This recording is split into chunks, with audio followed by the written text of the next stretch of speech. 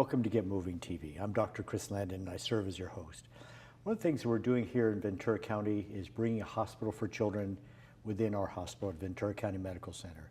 It's going to have a pediatric intensive care unit, neonatal intensive care unit, upgraded services for obstetrics, surgery, trauma. It's really quite the jewel for Ventura County and Ventura itself. But as I need to get the word out, so many people don't really seem, the Ventura County Medical Center is there, but I need some way to let people know the excellent services we have there. Our own Pediatric Diagnostic Center is on the 3rd floor in the 5-story academic building behind the hospital. And when people get there, they go, oh my gosh, what great doctors, what great service. And so I reached out in the community, and one place I reached out was into the real estate community. How do they go about selling houses? Part of what I have to do is sell Ventura County to people who don't live here. And we were very fortunate to work with Mark McInnes on a wonderful movie about Ventura, which is going to be on Humble Ground TV, and he interviewed here. But my real estate agent friend said there's only one guy that you need to know, and he's with me here today. So, Joseph, tell us a little bit about how you got, well, what are you doing now, and then we're going to work backwards to how you got to where you are. Okay, a couple of years ago, when the drone technology came out, I discovered that and took a look at some of the images that they were getting with this new technology and was absolutely instantaneously fascinated by the possibilities of what can be done with this new technology. When you go somewhere and you see where you're at from a perspective that's 100 feet in the air, 200 feet in the air, 400 feet in the air, it brings an entirely new passion to how you view your surroundings. And I just got so excited about how this type of technology can be used in such positive ways in many different facets of life and many different businesses and markets and things of this nature. So, so how do you tell a story with a drone? I can tell a great story of what it looks like as a drone crashes into weeds. I have lots of pictures of that. So there's certainly some mechanical hand-eye coordination and being able to see something from the perspective of a bird and know when to turn left and when to turn right that somehow eluded me. So I understand you're certified. We'll get to that. So what kind of certification do you get? Well, the FAA, I believe it was early August of 2016, stepped in to regulate the drone industry. And I believe that serious filmmakers, videographers, serious droners are in complete agreement, because really it's all about safety. And as long as we embrace the safety aspects of using drones professionally and even for hobby use, they'll be around for a long time, and there'll be some wonderful things happening in the world because of drone use. So when the industry became regulated by the FAA, you have to take a written test. If you read blogs from private pilots, they'll tell you that it's very similar to the written portion of a private pilot's test. And a lot of the pilots that wanted to open up this avenue of business were surprised at how in-depth the test actually is to be able to do this on a commercial level and have a business and make money doing this. Well, that's reassuring. So many people got their iPhones out that wedding photographers, I think their business got bashed, and so having that unique technology and the certification, you really can bring something that other people can't. So what kinds of things are you doing, or what kinds of projects are you working on? Well, the very first project that I had a chance to work on was with my reference, which is your realtor or your broker. Tom Gina.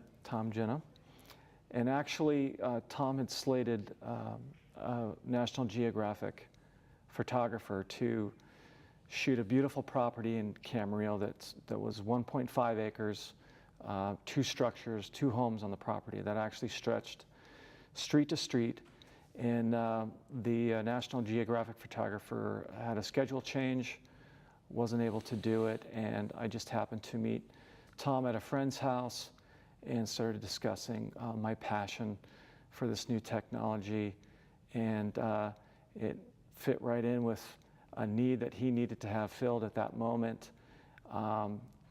Wonderful, wonderful guy to give me this opportunity, and we filmed it. One of the things that I did when we shot this property is, you were talking about cell phones being attached to controllers.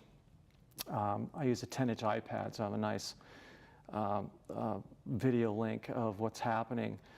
But going back to what you were saying about how to use these controls in such precise ways to get a specific result, the night before we were going to shoot it, I thought, well, it's attached, the iPad's attached to the controller via a lightning cable. It's a very short little cable that goes from the where it's mounted into the controller. And what I did is I took a 6-foot lightning cable, took the iPad off the controller with the sunshade, and then handed that package over to Tom so that he could actually sit there and look at the shots while I concentrated on these very specific maneuvers, and then, you know, pointing the camera in the right direction. And then if there was something that he wanted to redo, we went back and we redid it. And what I liked about doing that is obviously the fact that I could concentrate on these very specific moves, but also I knew my client was getting the exact footage that he wanted. But stories really get told in the editing process. So that's just as important as it is in ground videography or film as it is in aerial videography. I have to say that when you're high in the sky and you're away from all the obstacles, it's much easier to maneuver into those shots that you want to get and do it very flowingly and create aspects of your film that are easy to put together and edit. When you bring it closer to the ground and closer to structures, it's a much more detailed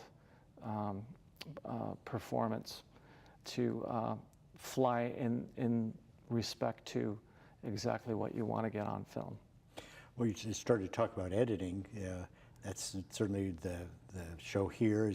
This is their sizzle reel. This is how the kids who graduate here, and most of them end up very well employed at KEYT or Landon.com and so forth. But it's a long path. How did you start in your editing career? Well, it's interesting. I started school sort of late. I was 26, and I know that, you know, people start even later than that, and I think it's great because you know, life is a wonderful place. It's a wonderful platform to be able to start molding your dreams no matter what age you are. And I truly believe that. And whatever passion people hold inside of them that they want to figure out how to release, I think that they should do it. I was 26. It was 1992. My father just passed away, and he held in very high esteem getting an education as far as quality of life. And he left that ethic with me, and I knew I wasn't going to be able to go full-time. So I went to Moore Park College, to their television program there, and I studied 4 years part-time to get my 2-year television production diploma from there. And I was not thinking about continuing my education after that because of the cost. However, Pepperdine University contacted me, and it was a very interesting process. And I think at the time they were charging $20 or something like that for an application fee. So I thought about it, and I thought, well, I can't afford to go to the school, but it certainly would be nice to get accepted by them. So I went ahead and wrote my resume or my essay and sent in my application.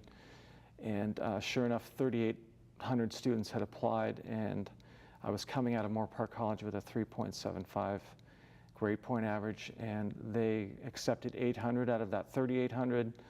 I was one of those students, and I thought, this is fantastic, this is wonderful, but I still can't afford to go to this school. And then I got a letter from financial aid office saying, why don't you come down and talk to us? And you know, some great life lessons were being learned here, because I kept putting one foot in front of the other, and I said, okay, I'm going to continue this process. I'm walking down this path. I'm going to put my next step in front, my next step in front. And we set up the meeting, and I went in and had my financial aid council with Pepperdine. And it was unbelievable when we completed this meeting, because basically what they said was, look, we know you don't have financial support from family. Effectively, we're going to be your parents, okay? As long as you do the work, as long as you get the grades. They weren't promising that my education was going to be free, but they said, look, we'll always make sure there's a loan or something here that's available to you so that you can continue this education. And then I walked out of that meeting, and once again, it was going to have to be 4 years part-time, because I had to work and I had to support myself.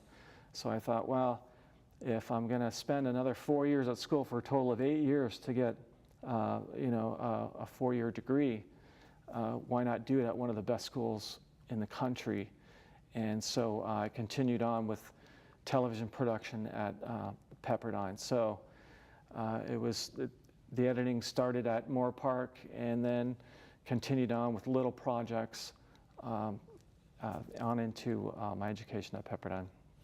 So since I've been watching the kids here for whatever, 10 years, editing and learning how to do lower thirds and making their little sizzle reel of the big sizzle reel of credits at the end, and really learning about lighting and microphones and all that. Sometimes there's just a project that just really gets you, and by accident you trip into it, and it changes your life, teaches you things, teaches you about your own inner vitality, scares the heck out of you.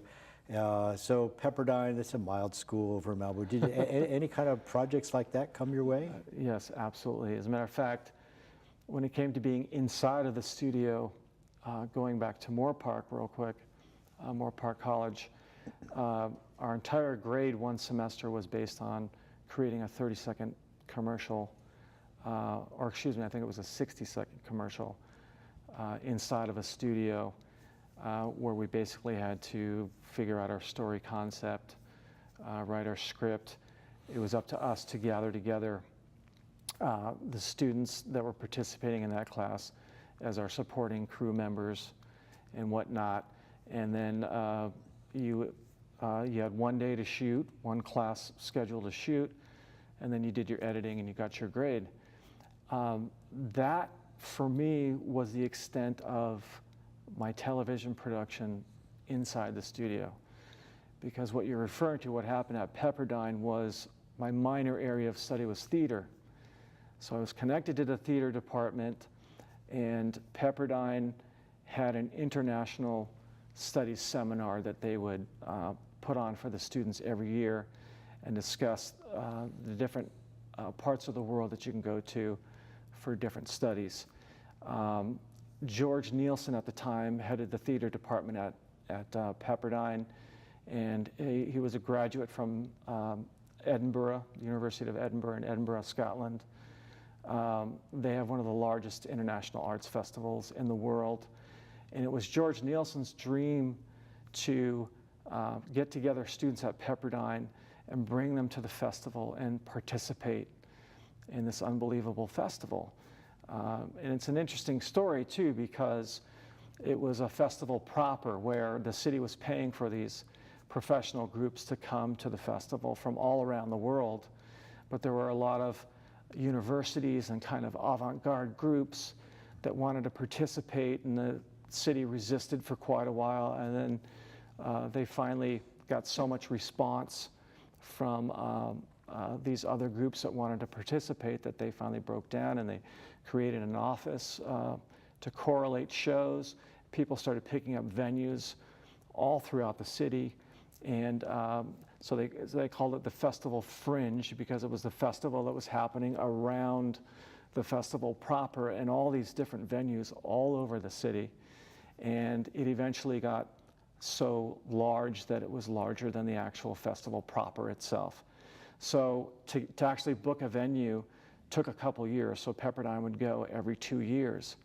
And George Nielsen approached my director of television production at Pepperdine, and at the time it was Susan Salas.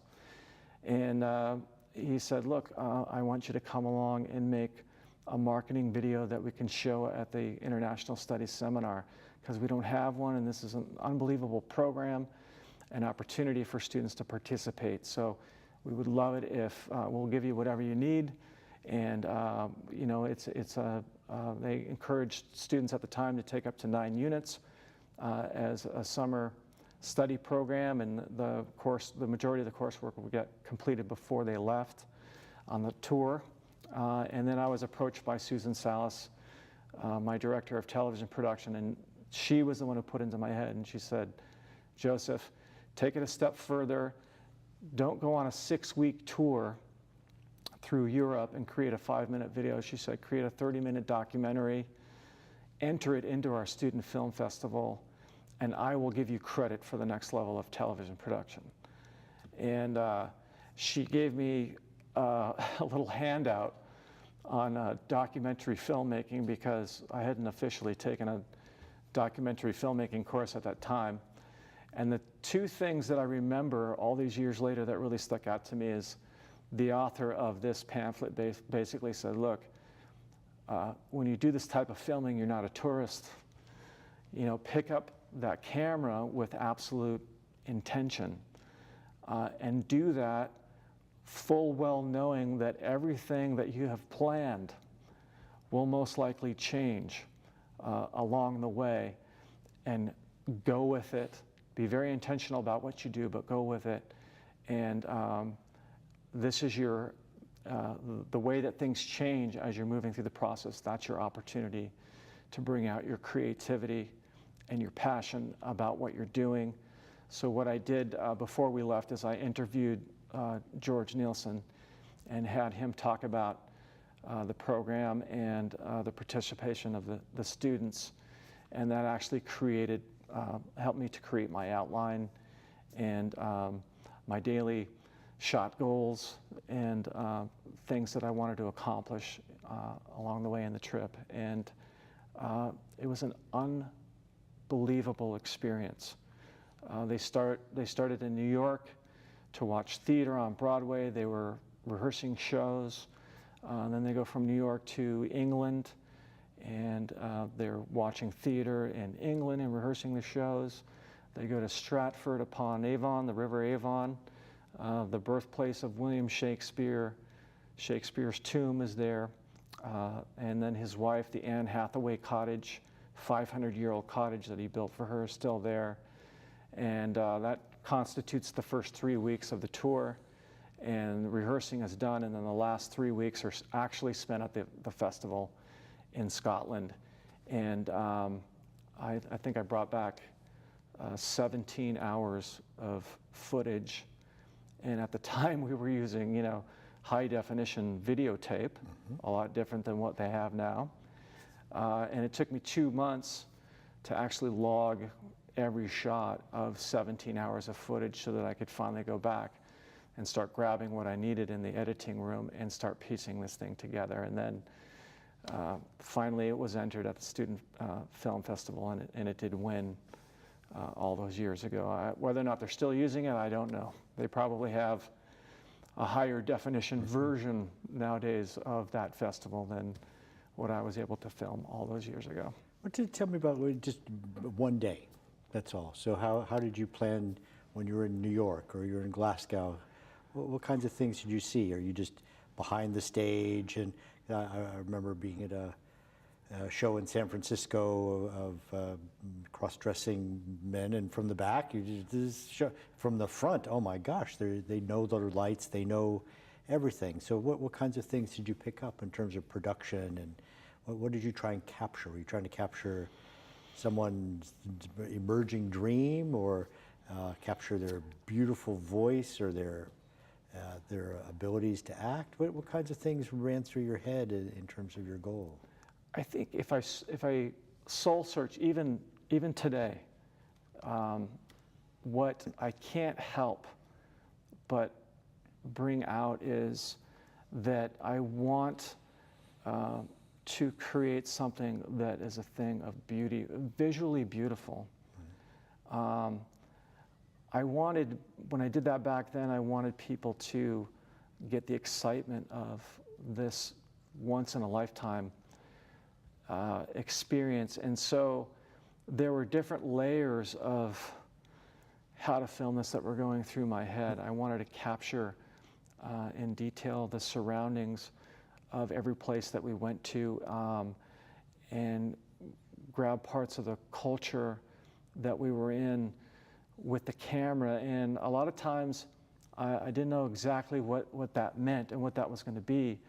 But we had the old television style camera that you throw on your shoulder with a big cassette tape in it, and I would just walk around and try to capture the feeling of where we were, and then whenever possible intermix the excitement that the students were experiencing as they're going through this experience and this process, and then really try to bring to life that this is about performance, it's about festival time, it's about art, it's about creation,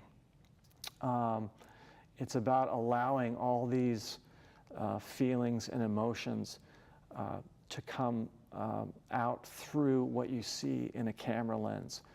And I was very serious about it. Rarely did you see me in this entire 6-week tour without this camera on my shoulder.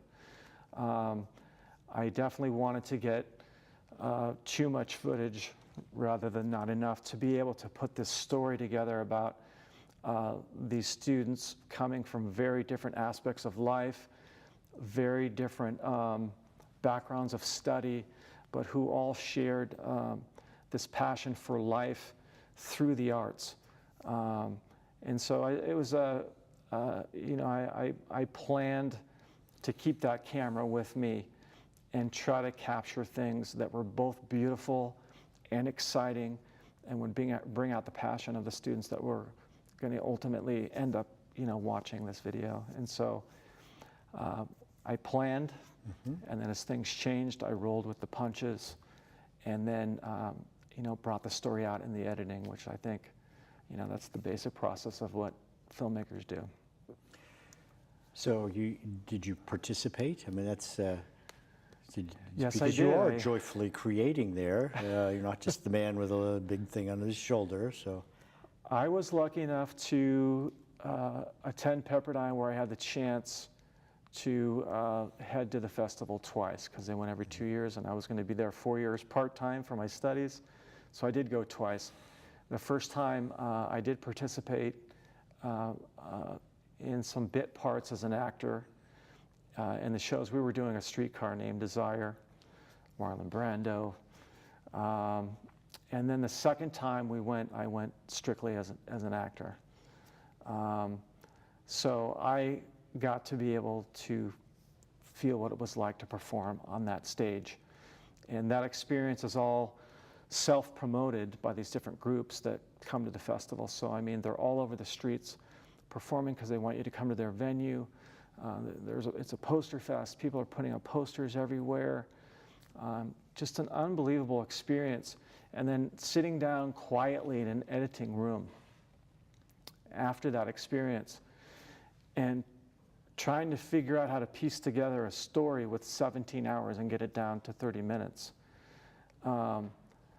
That was a priceless experience of breaking down the elements of a story that I even use today with drone filming and editing or ground filming or whatever it is that I'm doing.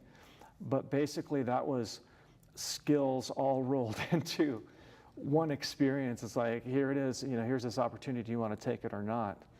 And I'm so thankful, because the passion that came from that never left me. And my life did go off into a completely different direction. And when I met my wife and we discovered the drone technology, it was just so obviously reignited with what can happen with this newer technology. And I thank God she was right there with me in that passion and allowing me to grow that. And along those lines, Tom Jenna referring me to you, and then now having this opportunity to take what I learned many years ago and what I've been doing for the past couple of years now and bring it to the hospital and show people this incredible new wing of Ventura County Medical Center, this top-notch wing. I'm hoping that I can capture the technical aspects of what's happening within this hospital, which is very important, but also keep what has always driven me as a filmmaker, which is keep that beauty and keep that excitement going, and what people see behind the, when the video rolls out. Well, thank you, Joseph. We really look forward to high tech needs high touch, and it sounds like you've got that figured out there. So, Ventura, you're going to see some great pictures of this new hospital as time goes by. We get a little closer to it. You're going to see some great drone footage of this. You'll be seeing it at Rotary clubs, Lions events, Oddfellows. We're going to be everywhere because we're very proud of what's happening there. And Joseph, thank you so much for being a part of what's going to be a great hospital within a hospital for children. So Ventura, it's time for you to get moving.